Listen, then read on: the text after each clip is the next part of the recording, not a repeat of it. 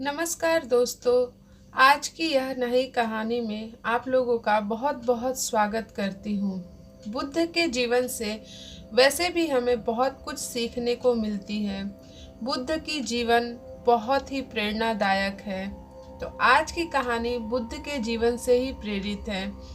अगर आप लोगों को इस कहानी के माध्यम से कुछ सीखने को मिले तो कमेंट बॉक्स में आकर ज़रूर बताएं। कहानी अगर पसंद आए तो कृपया करके लाइक के बटन को ज़रूर दबाएं।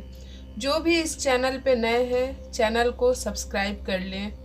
तो चलिए दोस्तों, आज की यह कहानी शुरू करते हैं। भगवान बुद्ध अपने सद्विचारों का प्रचार करने के बाद राजगृह लौट रहे थे, लेकिन उन्होंने देखा कि नगर में सन्नाटा पसरा हुआ था। उनके अनुयायियों ने उन्हें बताया, भगवान, एक राक्षसी को बच्चों का मांस खाने की लत लग गई है, जिस कारण से नगर के अनेक बच्चे गायब हो रहे हैं। उन राक्षसी ने अपना भोजन बना लिया है। इससे नागरिकों ने या तो नगर छोड़ दिया है या वो अपने घरों में छिपकर बैठे हुए हैं, जिस कारण से पूरे नगर में इस तरह से भयावह सन्नाटा पसरा हुआ है। भगवान बुद्ध को जब यह बात पता चली कि राक्षसी ने कई बच्चों का हरण पोषण कर लिया है, अपना शिकार बना लिया है, तब वह एक दिन राक्षसी की अनुपस्थिति में खेल के बहाने उसके छोटे बच्चों को अपने साथ ले आए। राक्षसी जब घर लौटी तो अपने बच्चों को गायब पाकर बेचैन हो उठी। वह अपने छोटे छोटे बच्चों को खोजने के लिए पागल सी हो गई और इधर उधर अपने बच्चों को खोजने लगी। सबसे छोटा होने के कारण उसका उस बालक से अधिक लगाव था। बेचैनी में ही उसने अपनी रात काटी हुई। सुबह जोर जोर से उसका नाम पुकारने लगी और अपने बच्चे को ढूंढने लगी। राक्षसी काफी बेचैन हो गई। वियोग के दर्द के कारण वह तड़प रही थी। अचानक से उसके सामने से बुद्ध भगवान गुजरते हुए दिखाई देते हैं। उसने सोचा कि बुद्ध सच्चे संत हैं, वह अंतर्यामी हैं, उन्हें जरूर मेरे बच्चों के बारे में कुछ न कुछ पता होगा।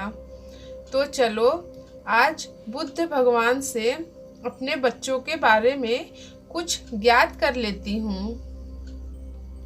वह उनके पैरों में गिरकर रोने लगी और राक्षसी बोली, भगवान, मेरा बच्चा कहाँ है? कृपया करके मुझे बताइए। मैं अपने बच्चों से दूर नहीं रह सकती, उनसे अलग नहीं रह सकती। उनसे अलगाव के गम में मेरी दुर्दशा हो रही है। भगवान, कृपया करके मेरी मदद कीजिए। बुद्ध ने कहा, इस नगर के अनेकों बच्चों को तुमने खा लिया है। तुमने अनेकों बच्चों को हानि पहुंचाई है। ना जाने कितनी इकलौती संतानों को तुमने नहीं छोड़ा। ना जाने कितनी माँओं की कोख उजाड़ी है।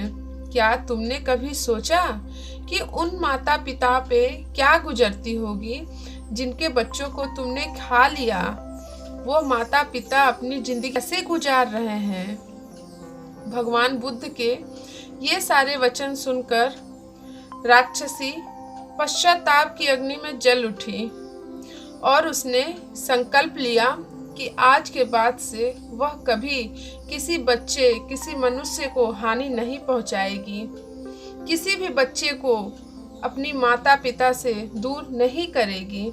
उसने वह संकल्प लिया। भगवान बुद्ध ने उसे समझाया कि वास्तविक सुख दूसरों को दुख देने या दूसरों का रक्त बहाने में नहीं, अपितु उसे सुख देने में है और राक्षसी को उसका बच्चा वापस दे दिया। मित्रों, हमें यह कहानी से एक बहुत बड़ी जीवन की सीख मिलती है। हमें यह कहानी से यह सीख मिलती है कि हमें भी दूसरों के सुख में सुखी रहना चाहिए। किसी को कष्ट देकर, किसी को दुख देकर अगर हमें जिस आनंद की अनुभूति होती है तो वह आनंद हमें आगे जाकर बहुत बड़ी पीड़ा देगी। इसीलिए भगवान बुद्ध के वचनों पे चलते रहें और हमेशा सच्चाई का रास्ता अपनाएं। दूसरों के सुख में सुखी रहें, ना कि दूसरों के दुख में सुखी रहें। तो आज की कहानी आप लोगों को कैसी लगी कमेंट बॉक्स में लिखकर मुझे ज़रूर बताएं। मेरे चैनल को ज़रूर सब्सक्राइब कर लें, साथ ही साथ बेल के आइकन को भी ज़रूर बजा लें, ताकि मैं और भी नई नई कहानियाँ आप लोगों के साथ, सुविचार आप लोगों के साथ शेयर करूं तो आपको ज़रूर मिल जाए। तो चलिए दोस्तों, मिलते हैं आप लोगों के साथ नई कहानी, नए सुविचार में। धन्यवाद।